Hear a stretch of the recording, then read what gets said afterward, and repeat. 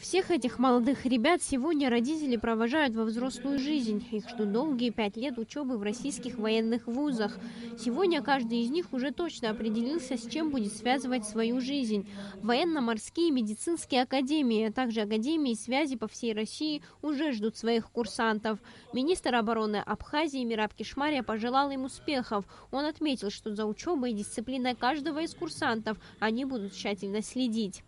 Мы не первый раз отправляем своих абитуриентов для обучения в Российской Федерации в военные вузы. Но бывает так, что не успев поступить, начинаются другие. Чтобы такого не было. Чтобы не получилось так, чтобы туда-сюда ездили и зря время тратили. Те, которые будут отчислены, там автоматически будут зачислены в абхазскую армию. Чтобы вы в курсе были. Под особый контроль держится это дело. Мы с начальником генерального штаба этот вопрос поднимали перед начальником учебных заведений Российской Федерации. Будем под особым контролем держать до конца.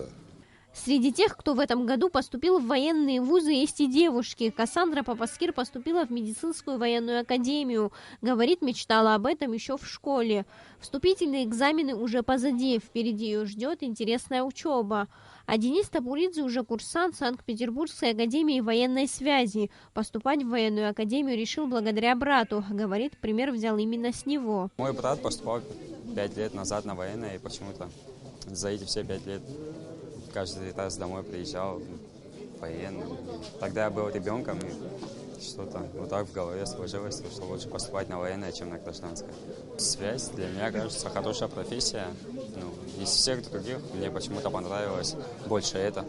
Напутственные слова, которые так необходимы в этот момент, говорили и родители. Они желали каждому из курсантов успехов в учебе и стать достойными защитниками Абхазии. Сария Смыр, Алексей Агухава, Абхазское телевидение.